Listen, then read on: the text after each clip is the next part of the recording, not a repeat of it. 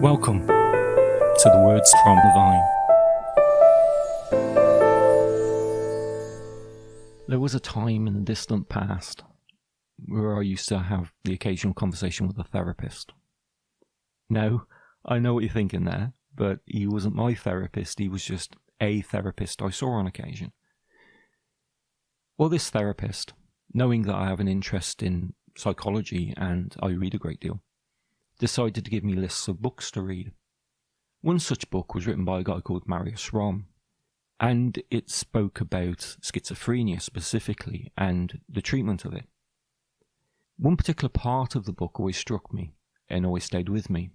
It made the argument that the best way to deal with schizophrenia was to treat the voices as though they were real and not a figment of the patient's mind. And it got me thinking about the illness model and what it means. Perhaps illness, mental illness specifically, isn't exactly what we think it is. Maybe it's something different. And that idea evolved into the story that you're about to listen to. The illness model. Daniel had counted 26 seats arranged in a horseshoe around the large glass doors. 25 of them empty. Behind the chairs, the walls were a soft brown and the hard-wearing carpet beneath them was green, the colours carefully chosen to complement the view. Through the floor-to-ceiling windows that ran the whole length of the entrance, he could clearly see the path that led away from the building, winding its way behind a large weeping willow that swayed in the wind that had begun to drive itself against the large panes of glass. The transparent sheets, 4 of them, dusted with fine dirt and tiny leaves, hummed as the air buffeted them. Inside the waiting room, Daniel could hear the wind, but not feel its effects. Instead, he saw them twisting the bowed branches of the willow tree in a sad, swaying dance. He had waited longer than most would find acceptable, but by nature he was a patient man. Even if this patience was to abandon him, his gratitude to the doctor for finding a last-minute appointment for him would have stayed any anger. Actually, feeling anger might have been a sign of improvement. You would have to ask the doc. Directly over his head and out of his line of sight was the clock. He could not see it, but he could hear it. Its sound was a rhythmic mechanical snap each second the hand swept around its dial. He wanted to count them, but he forced himself not to. He wanted to look, but he forced his eyes to the swaying tree. He knew what time it was anyway, because that was when he heard the catch on the door behind him, the one that led deeper into the practice, as it clicked open. "Mr. Vale, would you like to come through?" Daniel Vale decided that he did. He followed the young woman down a narrow, unusually dark corridor to a sparse and familiar room. The walls of this room were a pale blue, and apart from 3 thickly upholstered chairs and a coffee table, the room was bare. At least, it usually was. Today, a whiteboard sat in one corner, in front of the high, narrow windows. On it were uneven circles drawn in black marker pen, and indecipherable notes obviously made by a doctor's hand. Daniel walked in, and the receptionist paused a moment at the door, perhaps unsure if she should leave him alone. She was a tall woman, more than a few inches taller than Daniel's 5'11", and her hair was styled in a cute pixie cut that made her already large eyes seem even larger. "Aaron will be with you in a minute or two." "Thanks. Do you need anything?" "No, thank you." She closed the door and Daniel found himself alone, but he found that he didn't remain that way for long. Aaron P. Richardson was also taller than Daniel, and as he made his way to the seat in front of him, Daniel watched an ungainly dance of knees and elbows. The doctor folded himself into the seat and dug into the postal bag he carried. The notes he pulled from it were written in a spidery hand on loose leaves of paper torn from a reporter's notebook. "You okay, Doc?" "I'm fine. Yourself?" "Fair to middling." Aaron arranged the notes on the table in neat piles, fussing with the corners in a way that made Daniel wonder if he had ever seen a therapist himself. Daniel glanced at the window over his shoulder. I love this kind of weather. Aaron stopped what he was doing and looked up at Daniel, then at the scene through the window behind him. Yes? Why is that? Daniel shrugged a reply. I don't know. The drama of it? Aaron made a note, then flipped back through the notebook a few pages. So, last time we spoke a little about the dreams and what they meant to you. Are they still causing you distress? Daniel barked laughter, a harsh, abrupt sound that was filled with less humour than it was cynicism. Why wouldn't they? But they're just dreams, Daniel, No. Daniel shifted in his seat and, leaning on one elbow, he placed 2 fingers over his lips as if self-silencing. He breathed in deeply, then began. When I was a kid, I thought they were just dreams. I used to think they were unconnected. In fact, it took me a long time before I saw what was happening at all. So, when was the first time it happened? A pencil, falling from a desk, was the first one. A 2B pencil in art class. I was probably about 12. I knew it was going to fall because I dreamt it was going to fall, but I couldn't bring myself to stop it. I just needed to see it happen. Daniel paused and his brow wrinkled slightly. Aaron made another note. I had dozens like that. All little things. But then I had the one about the war, and I started writing it all down. Daniel's words were replaced by the scratching of pen on paper, so he waited and watched. Aaron's hair was light brown, approaching blonde, and in the harsh light from the fluorescence above them Daniel could see his scalp clearly. Which war was this? Aaron spoke without looking up. He was unaware of Daniel's scrutiny. Daniel thought about the thin layer of skin and bone between the world outside of Aaron's head and the world inside. The Gulf War, the first one. Daniel thought of how easily that barrier could be breached. What happened in this dream? I was talking in a strange language I didn't understand, and a woman was trying to stop me from doing something, trying to lead me away from something. I managed to get my arm free and I ran in the direction of smoke. A week later, I saw the woman's face again on the news.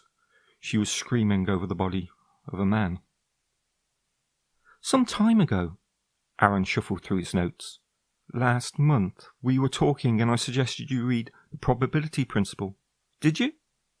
Yeah, not exactly a riveting read, but yeah, I did. So, what did you... I thought I'd resist taking book recommendations from you in the future, but, yes, I understand that coincidence is everywhere. So you can see a person might take a coincidence or two and extrapolate a deeper meaning from it? Yes. Daniel's eyes moved from the notebook to Aaron's face, and for a moment Aaron was taken with the intensity in them. Daniel was calm. He was always calm. But he was sad too, a beaten kind of sad. Slowly a smile formed on Daniel's lips, and as it reached his eyes, he looked away. But science also tells us that life is a coincidence, or at least a random event that may not have happened, but for a small change here or an otherwise inconsequential absence there. Well, yes, but I don't think that's the same thing, Daniel. But I think it is. I think I'm beginning to understand why I seem to know inconsequential things about the future. I think it's because there's nothing that's inconsequential. I think that everything has meaning, everything has worth. Do you at least believe that, Doctor? Aaron thought for a moment, then nodded. Honestly? Yes, I can at least agree with that. That's good, because I also think I'm starting to understand why bad things happen, and why I can't seem to stop them. For a moment the 2 men paused in tableau. Daniel's breath came in short bursts, as if he had just exerted himself. If he saw the cast of concern in Aaron's eyes, he didn't acknowledge it. You see, you can't change one thing without changing everything that follows it. I would change the bad things, I would. But some bad is necessary. Everything is in its rightful place. If so, Then why do you see it at all? Well, no, that's the real question, isn't it? He shook his head. He didn't know. Aaron's pen scraped across the paper. Well, it's clear to me, Daniel, that you've had some real improvement over the last few months. Daniel noticed that Aaron didn't hold his gaze as he spoke. Do you really think so? Daniel's reply was flat. Absolutely. Your stress levels have dropped, your depression has eased. You still have some distress from the dreams themselves, but the ancillary symptoms seem to have improved considerably. Do you still do your exercises? Daniel nodded. That's the key to a successful life with problems such as yours, Daniel. Do not do battles with the problem itself, but rather manage the stress the problem causes.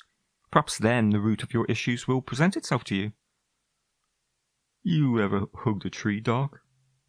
Aaron smiled, then rubbed his eye absently. I've been known to swoon over the odd Douglas fir. Daniel smiled back.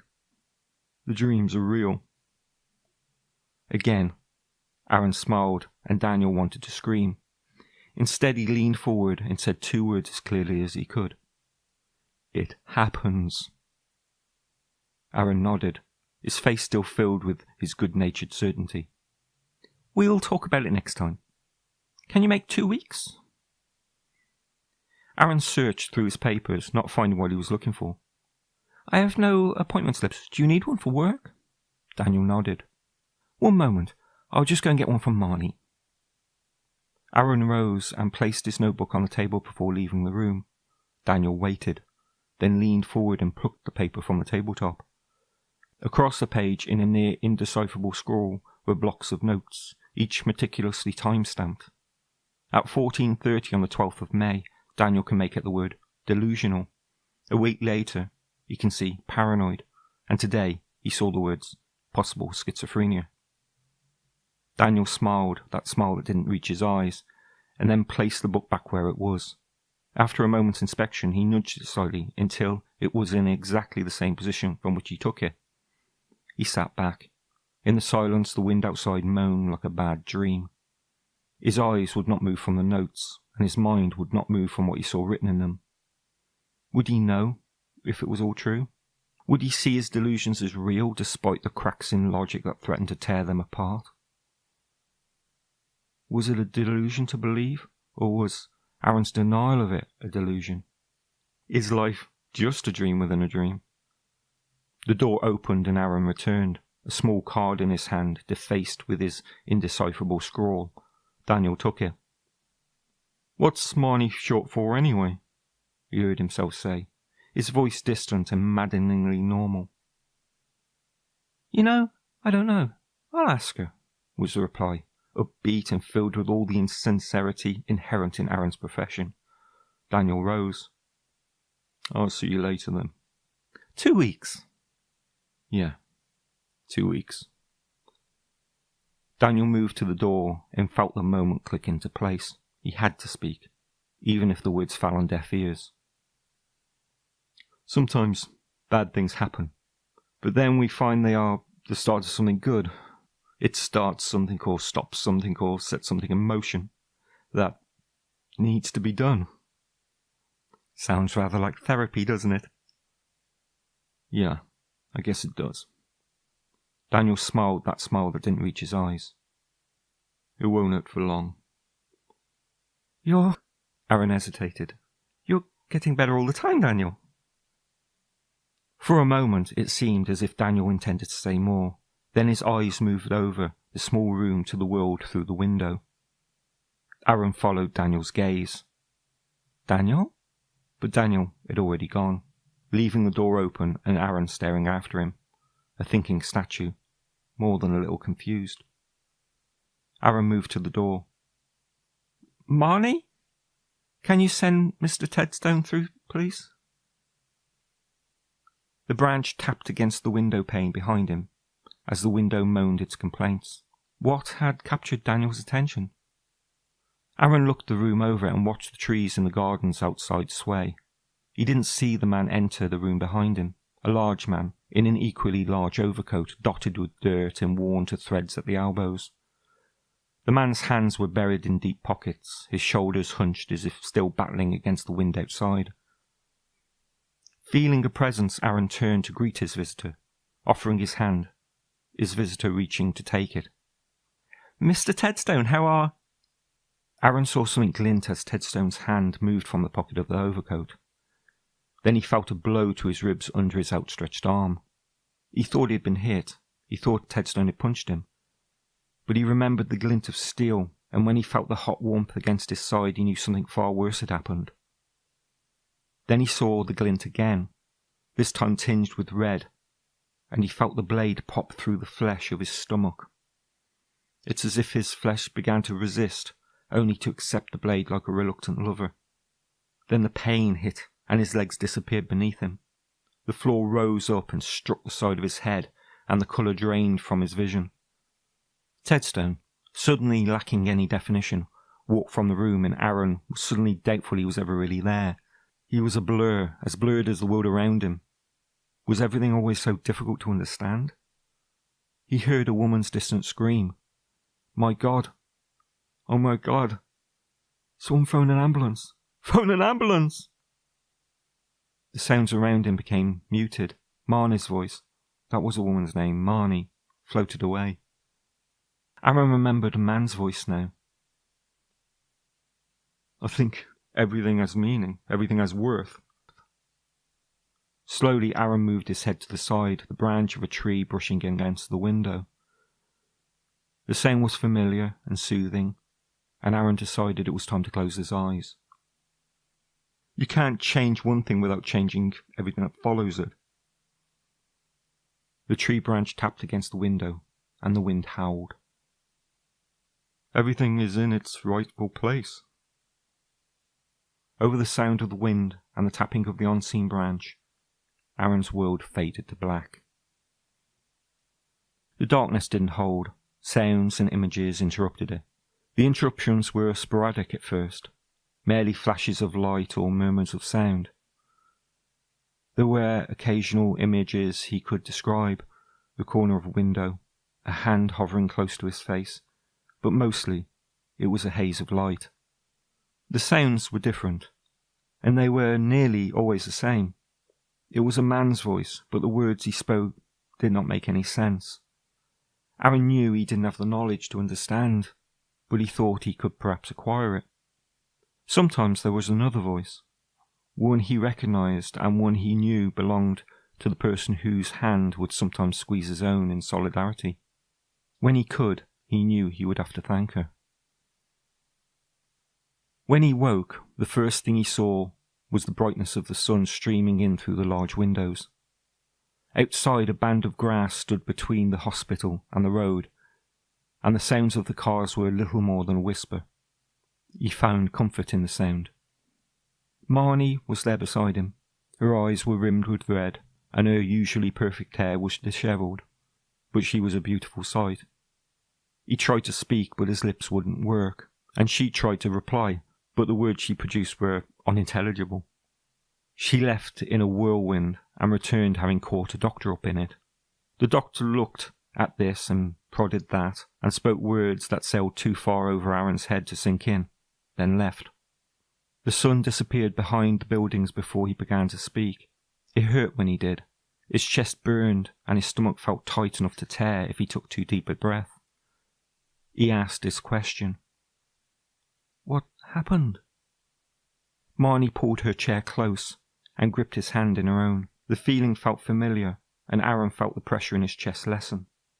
A patient had attacked him. This much he already knew, and the police and the ambulance were called. Tedstone had returned to his bedsit and was eating tinned spaghetti on toast when the police arrived to arrest him. The single room in which he lived was littered with books on improvised weapons and homemade bombs, and on the wall over his 20-year-old computer was a map of the city, with 3 locations marked in red. "They were schools," Marnie said, with a note of confusion in her tone. "The police said they were schools." Outside, the sky had darkened and the stars revealed themselves as Aaron watched. He could feel Marnie's thumb stroking gently over the back of his hand, and through the pain and fear, he could not deny something also felt right. Marnie? What is Marnie short for, anyway? Marnie laughed, wind chime laugh. Well, it all began when I was about 8 or 9. Aaron listened as he watched the stars in their slow journey across the sky. And he wondered. I hope you enjoyed the illness model, which is episode 2 of Words from the Vine, and hopefully you'll visit again next week for another story. In the meantime, you take care of the people around you and yourself. Bye then.